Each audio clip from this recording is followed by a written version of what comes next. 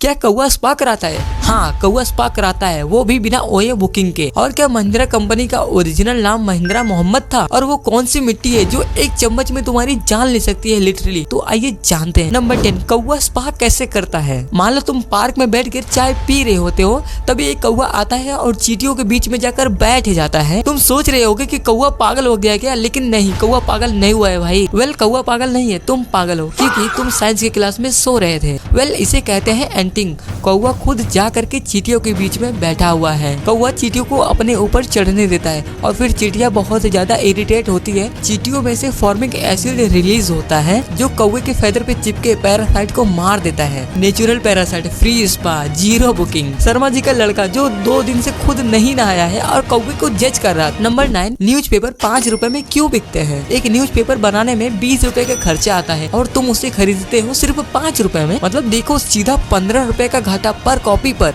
वो तो बस थोड़ा सा मशरूम कम देता है और यहाँ तो पूरे 15 रुपए डूब रहे हैं। तो कंपनी टूट क्यों नहीं जाती यार? वेल, क्योंकि उनकी असली कमाई एडवर्टाइजमेंट से होती है। जितनी ज्यादा कॉपी बिकेंगे उतनी बड़ी कंपनियां उनको पैसे देंगे ऐड करने के लिए। वो जो 5 रुपए लेते हैं ना, वो सिर्फ एंट्री फीस होती है। तुम उनको फ्री में दोगे तो वो पढ़ेंगे नहीं, सिर्फ ले लेंगे। जैसे बफेट, पूरा प्लेट भरेंगे लेकिन खाना आधा छोड़ ही देंगे। और वही मॉडल आज तक चल रहा है। YouTube free, Instagram free, WhatsApp free, जब तक मेटा ने खरीदा नहीं था, समझे। नंबर 8, महिंद्रा का असली नाम था महिंद्रा एस मोहम्मद। इंडिया का सबसे अंडररेटेड बिजनेस स्टोरी सिर्फ एक लाइन में। तो बात है 1945 की। लुधियाना के 3 बच्चे स्टील की कंपनी खोलते हैं। जगदीश महिंद्रा, कैलाश महिंद्रा, मलिक गुलाम मोहम्मद, ये नाम रखे गए महिंद्रा एस मोहम्मद। महिंद्रा ब्रदर्स के पास सिर्फ एक स्टैम्प था, MSM। नाम चेंज करना एक फाइनेंशियली बहुत बड़ी समस्या थी। तब उन्होंने एक जुगाड़ लगाया, इसका फुल फॉर्म ही बदल दिया। महिंद्रा एस मोहम्मद नहीं, अब महिंद्रा एस महिंद्रा बन गया। Same stamp, new identity. और फिर जीप मैन्युफैक्चरिंग का लाइसेंस लिया। 80s-90s के समय में इंडिया की पुलिस और आर्मी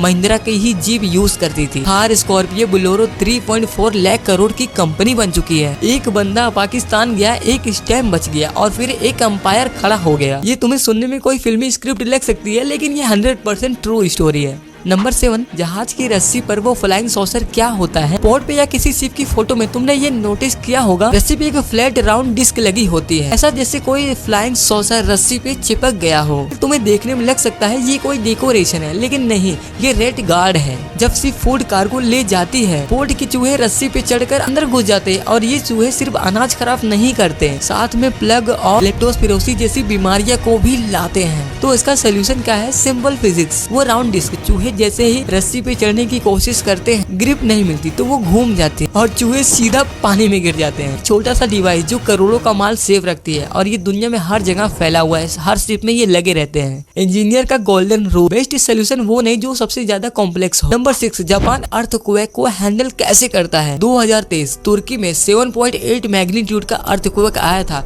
जिसमें 50,000 लोग मारे गए थे। 2024 जापान 7.5 मैग्नीट्यूड का अर्थक्वेक आया था।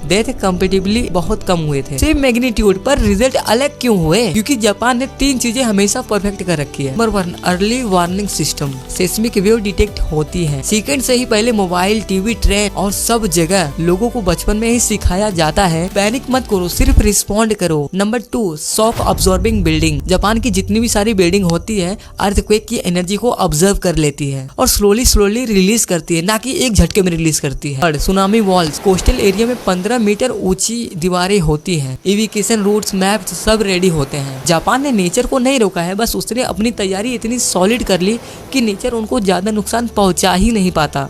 फर्क मैग्नीट्यूड में नहीं होता यार, फर्क प्रिपरेशन में होता है। पार्ट 5, जो तुम्हें एक चम्मच में ही मार सकती है। सिर्फ एक चम्मच मिट्टी जो लिटरली तुम्हारी जान ले सकती है। व्हाट? लेकिन ये शर्मा जी के घर के सामने वाली मिट्टी नहीं है, ये है लूनार डस्ट, जो चांद की मिट्टी है। ये डस्ट इतनी शार्प होती है कि तुम अगर हाथ में ले लोगे तो हाथ तुम्हारे छिल जाएंगे, क्योंकि इसके पार्टिकल स्मूथ नहीं है, ये कांच की तरह टूटे हुए हैं, नुकीले एकदम। अपोलो मिशन 1922 में एस्ट्रोनॉट जब वापस आए थे तो सूट में थोड़ी सी डस्ट आ गई थी और वो हवा में फैल गई थी और उन्होंने सांस के थ्रू इनहेल कर लिया था। इसका रिजल्ट क्या आया? आंखों में जलन होने लगी, गले में खराश हो गया। एक एस्ट्रोनॉट ने कहा इसकी स्मेल जले हुए पटाखों की तरह। लॉन्ग टर्म एक्सपोजर में ये डस्ट लंग के अंदर सेट हो सकती है। तो यार मून पे जाने का सपना देखो, जरूर देखो, बस वहाँ की मिट्टी से खेलने की परमिशन ले लेना यार। नंबर 4, वो कौन सा बीज है जो मिट्टी में खुद ही ड्रिल कर लेती है? एक ऐसा बीज जो जमीन में खुद अपने आप ही अंदर घुस जाता है बिना किसी इंसान के हाथ लगाए। नाम है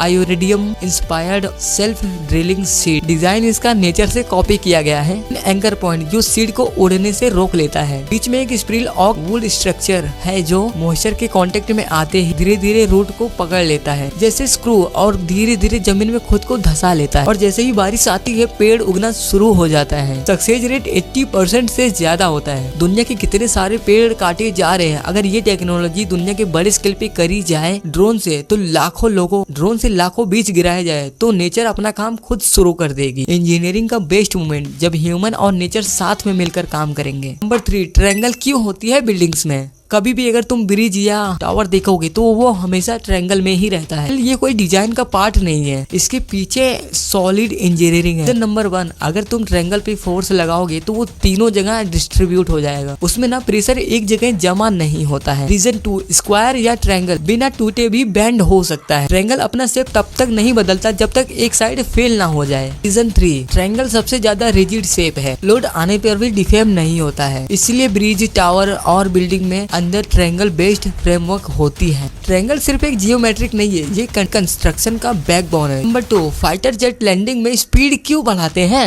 ये सुनते ही दिमाग घूम जाता है पहली बार में। फाइटर जेट को अगर शिप पे लैंड करना हो तो पायलट को स्पीड कम करना चाहिए, लेकिन वो बढ़ा देता है। रुकना है तो स्पीड बढ़ाओ।